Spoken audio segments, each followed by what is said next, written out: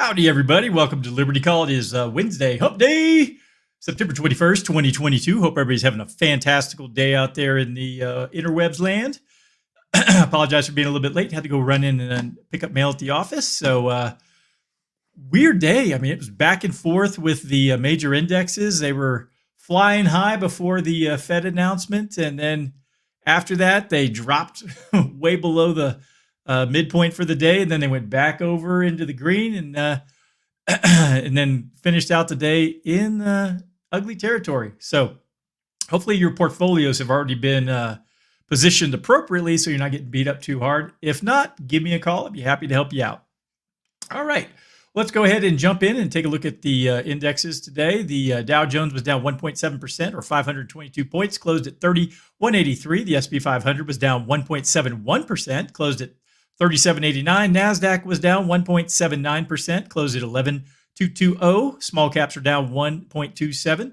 The VIX was up 3% today, closing at 2799. It did get over 30 for a little bit right after the Fed announcement. It jumped quite a bit and then came back to right near where it was at. It was only up 0.83 points for the day. The other Americas, Canada was down 0.95, Brazil down 0.52, Mexico was not down too far, down 0.16. Jumping over to Europe, Germany down, or I'm sorry, start over that. Germany was up 0.76, UK was up 0.63, France was up 0.87, the Euro Stoxx was up 0.71, Netherlands was up 1.24%, Spain flat, down 0.01. Italy up 1.2%, Switzerland down 0.45%, and Portugal up 0.2% for the day.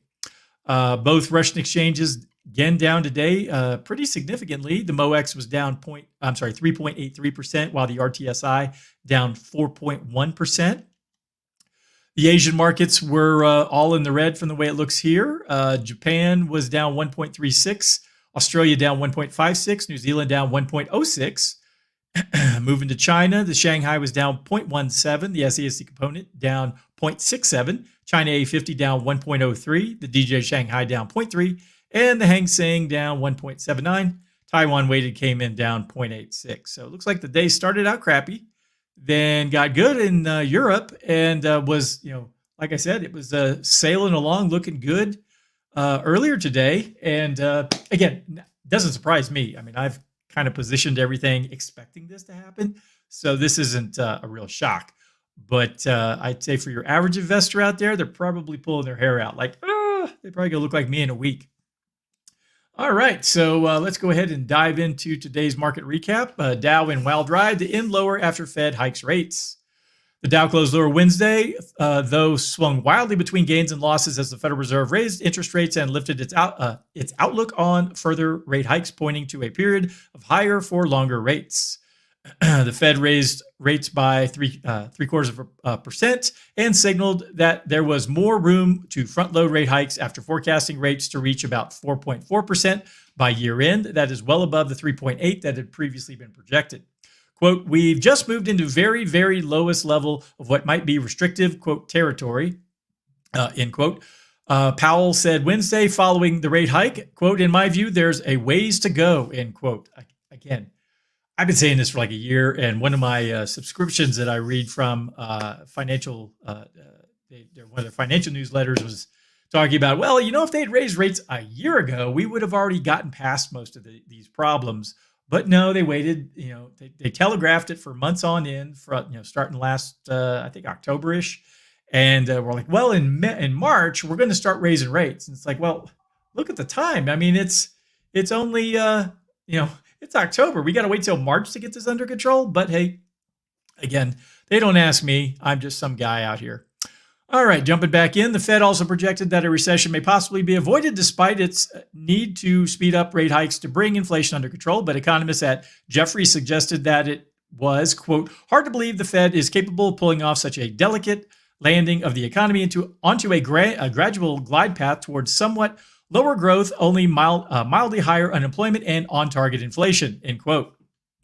Bond markets were quick to price in the growing risk of a recession as the Treasury yield curve further inverted. The 2-year Treasury yield over the 10-year Treasury yield inverted beyond 50 basis points. That's a 0.5% for you non-financial folks.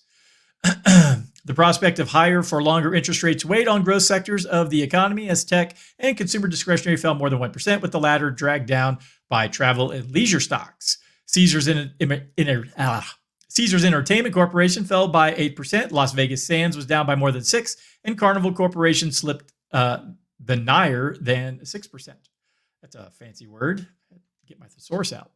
Big tech, meanwhile, also faltered as Apple pared gains from a day earlier, while Meta Platforms fell more than 2%. Stitch Fix closed almost 3% higher, though was up more than 15% intraday, despite reporting wider than expected loss in the fourth quarter as slowing global growth blunted consumer demand.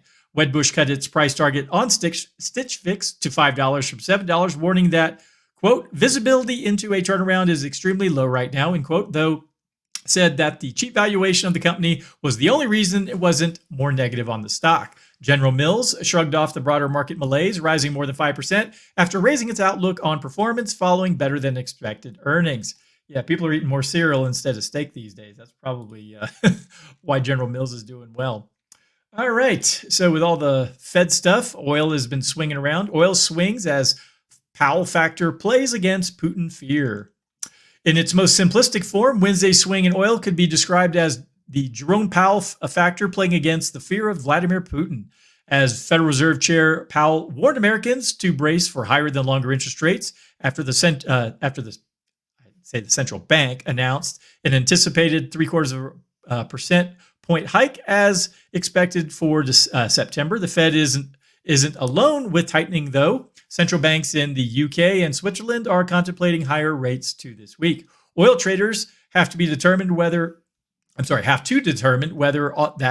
all that represent a more clear and present danger to their market than the potential disruptions that could come from Russia's already sanctions hampered oil exports from Vladimir Putin's plan to place some 300,000 of his country's armed reservists on alert for Ukraine duty to ensure he doesn't lose the war there. An across-the-board increase in U.S. crude, gasoline, and distillate stockpiles announced by the Energy Information Administration for last week drove oil prices toward January lows hit a fortnight ago before pulling back in Wednesday's session. New York WTI, which serves as the U.S. crude benchmark, settled down $1 or 1.2% to $82.94 a barrel. WTI earlier hit a session low of $82.60, nearing a 7-month low of $81.20 hit on September 8th. Brent, the London-based crude, settled down 79 cents or 0.9% at $89.83 versus an intraday of $89.32. So that's basically everything on the commodities front right now, which really affects most of us. So it's kind of a which way is it going to go? I know I talked earlier in the week about, if there's a energy crunch, which I potentially foresee here coming up in, the wintertime with Europe, oil prices may start to climb again. So, don't get too hopeful at this point until we actually see some significant drops in energy prices.